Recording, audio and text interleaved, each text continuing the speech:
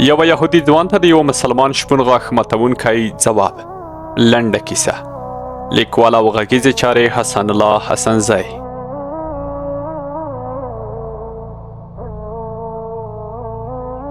یوه ورځ یو یهودی ځوان چې غوښتل د خلکو په زړونو کې د اسلام مبارک دین په اړه شکونه را پیدا کړي پر لاره روان و. له ځان سره یې د خپلو سوچونو ډکه بیړۍ د فکرونو په لوی سمندر کې روانه کړې وه. حیران پاتې و چې څه وکړي تر څو د خلکو پر زړونو کې د اسلام مبارک دین خراب او بېځایه دین معرفي کړي او د خلکو باور او عقیده له ستونزمنو شکونو سره مخ کړي. د یوه لوی غره په لمن کې د دمې جوړولو په بهانه د خپل ډارن زړه او ناسمو فکرونو سره یو ځای پاتې شو تر څو پر خپلو شیطاني فکرونو باندې زیات غور وکړي او یو داسې لار را پیدا کړي چې خپلو شومو او شیطاني موخو ته پرې ځان ورسوي. ډېر فکرونه یې وکړل خو هیڅ د حل لاره یې نشو پیدا کولی، خو د خپلو ناسمو او خرابو فکرونو سره د خوب نړۍ ته ځان میلمه کړ او آرامه ویده شو. شیطان هم ورته په خوب کې ډېر خوږ او دروند هرکلی وکړ. اوس نو یهودی ځوان یوازې نه و، ورسره شیطان هم همکاري او مرسته پیل کړه. په دې وخت کې شیطان نو بیا بیخي زیات خوشحاله شو ځکه چې یو بل شیطان هم له ځان سره پیدا کړ تر څو اسلام دین د ناپوهو خلکو په زړونو کې یو بد دین معرفي کړي او خلکو ته د اسلام مبارک دین په اړه شکونه پیدا کړي. شیطان د یهودي ځوان پر سر پورې ولاړ و او د هغه په ویښتانو کې ګوتې وهلې تر څو آرامه خوب وکړي او له خوب څخه راپورته نه شي. شیطان فکر کوه که چیرې دا ځوان له خوبه راپورته شو هر څه به په اوبو لاهو شي، نو ډېر نازونه یې ورکول چې د خوب په خوږه نړۍ کې یې په خواږه خوب کې وساتي تر څو شیطان خپلو موخو ته ورسیږي.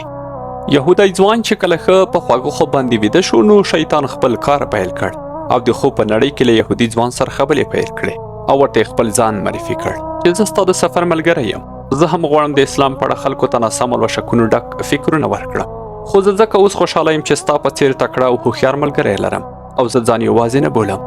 یهودی ځوان هم بیخي زیات خوشحاله شو او شیطان ته یې وویل چې زه خو د داسې ملګري په لټه کې وم، دا دې راته پیدا شو. اوس راځه چې پر خپلو موخو باندې کار وکړو. نو راته ووایه چې څه به کوو چې د اسلام په اړه د خلکو په زړونو کې شک را پیدا کړو.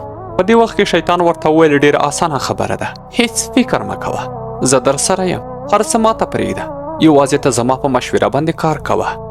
یهودي ځوان ورته وویل چې ستا مشوره څه ده؟ زه باید څه وکړم ها؟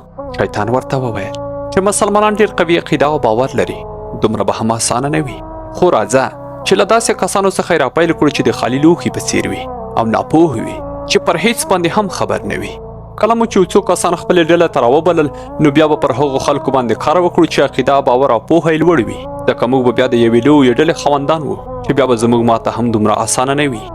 یهودي ځوان شیطان ته وویل چې موخه دې څه ده؟ راته سم ووایه، زه پوه نه شم چې ستا څه موخه ده. شیطان یهودي ځوان ته وویل چې د غره په هغه بله لمن کې یو ډېر ناپوه مسلمان دی، هغه شپون دی، بس ټول عمر یې په غرونو کې تیر کړی دی، ټول عمر یې دلته رمه څرولې ده، بس له همدغه کس څخه یې راپیل کړه او زه باوري یم چې یو ډېر ښه پیل به ولرې. یهودی ځوان د خوب له نړۍ څخه په ډېره خوشحالۍ او لویې هیلې سره راولاړ شو. ګوري چې ډېره ناوخته شوې هم ده، له خپل ځان سره یې فکر وکړ چې دا مې څنګه خوب ولیدو. روان شو او پر خپل شیطاني خوب باندې یې باور وکړ. ګوري چې په رښتیا هم د غره په بله خوا کې یو شپون سره له لسګونو پسونو را روان دی. یهودی ځوان پر خپل خوب باندې ډېر باوري شو او فکر یې وکړ چې زه به بریالی کېږم او اسلام به بدرنګوم. سخت خوشحاله شو. د شپون په خوا قدمونه واخیستل، غوښتل چې خپل ناسم فکر او کار له همدغه ځای څخه راپیل کړي او خپل ځان شپون ته یو ډېر ښه مسلمان معرفي کړ. خو یهودی ځوان له یو ډېر نامعلوم برخلیک سره مخ شو. په ستړي شوي شپون باندې یې غږ وکړ چې ای زما ګرانه مسلمانه وروره، دلته راشه، ته هم زیات ستړی شوی یې، زه هم له سخت سفر وروسته ستا سره مخ یم، راځه چې لږ سره مجلس وکړو تر څو لږ دمه شو او ستړیا مو ختمه شي، بیا به ته خپله رمه کلي ته یوسې او زه به هم خپل پاتې سفر ته ادامه ورکړم. مسلمان شپون له خورا ښکلو اخلاقو څخه برخمن و. ورته یې وویل دا خو ډېره ښه خبره ده، راځه زما سره لږ څه وچه ډوډۍ او یخې اوبه هم پاتې دي، سره به یې جوړه وخورو تر څو د ښکلو کیسو تر څنګ مو په دغه یخو اوبو او وچه ډوډۍ باندې هم دمه جوړه شي. یهودی ځوان بیخي زیات خوشحاله شو.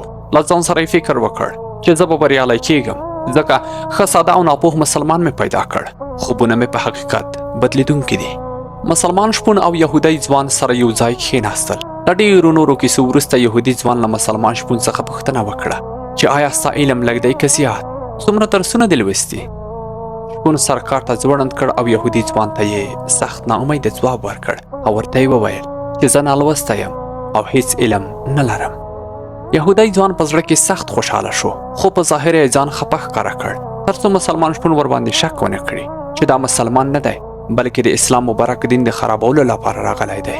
یهودي ځوان مسلمان شپون ته ځان ډیر لوی عالم او سرسخته مسلمان معرفي کړ او ورته یې ډېرې کیسې وکړې چې یوه یې دا هم وه چې ما کله قرآن کریم حفظ کولو له سختو ستونزو سره مخ شوم، ځکه په قرآن کریم کې ډېر آیاتونه تکراري راغلي دي. مسلمان شپون هم ورته وویل دا خو رښتیا وایې، زه چې کله د مسجد د ملا امام خبرو او تلاوت ته غوږ شم نو ډېر آیاتونه تکراري اورم.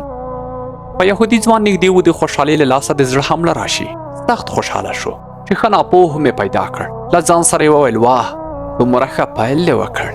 مسلمان شپون یهودي ځوان ته وویل ځوانه ته له خپل ځان سره ولې خبرې کوې؟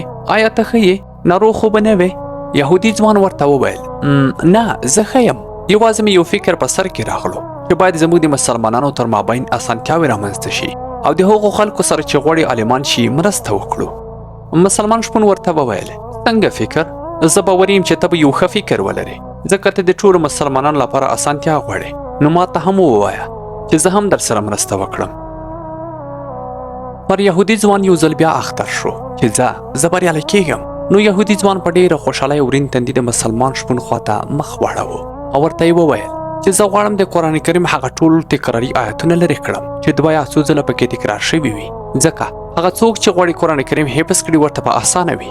ته هم خپلې کورنۍ او ملګرو ته ووایه چې همداسې وکړي، د قرآن کریم ټول تکراري آیتونه لرې کړي تر څو د ټولو هغو کسانو سره مرسته وکړو چې غواړي عالمان یا حافظان شي. مسلمان شپون له یوې اوږدې چوپتیا وروسته یهودي ځوان ته وویل چې نه زه دا کار نه کوم، ځکه په هر کار کې د الله جل جلاله یو لوی راز پټ دی. که داسې وای چې تکراري شیان او مبارک آیتونه زموږ مسلمانانو په خیر نه وای نو الله جل جلاله به موږ ته تکراري او 2 شیان نه راکول، لکه 2 لاسونه نو ولې بیا یو لاس نه راکوه، 2 سترګې نو ولې بیا یوه سترګه نه راکوله، یا هم 2 پښې ګوره دا وګوره چې 2 هم لرو خو څومره لوی نعمت دی چې د یوه په نه شتون کې بل هم په راحت نه وي. که ته داسې کوې چې د الله تعالی جل جلاله په کارونو کې لاسوهنه کوې نو راځه هغه شیان چې ته 2 لرې یو به ترې لرې کړو، ځکه هغه خو ستا په فکر بې ځایه دي. نو راځه یو لاس پښه سترګه غوږ او یا هم یوه ګرده به دا به ټول درنه لرې کړم. زما سره یو لوی چاقو هم شته او ته به ډېر په اسانۍ باندې هم مړېږې، ځکه تا به ټول تکراري شیان له منځه وړي وي او دومره زیاتې انرژۍ مصرفولو ته به اړتیا هم نه لرې. یهودي ځوان چې د دغه مسلمان شپون خبرې واورېدې نو د خوښۍ او امیدونو بیړۍ یې په سیند لاهو شوه او له ځان سره یې فکر وکړ چې د مسلمانانو یو ناپوه شپون دومره علم او پوهه لري نو د دوی عالمان به څومره پوهه او هوښیار وي. نو ډېر په بیړه پورته شو، پر کومه لار چې راغلی و په همغه لار روان شو او بیا یې د اسلام د پاک او سپېڅلي دین د خرابولو فکر هم ونه کړ. لاړو او خپل ناسم فکر یې بیرته خپل ځان سره خپل هیواد ته یوړ.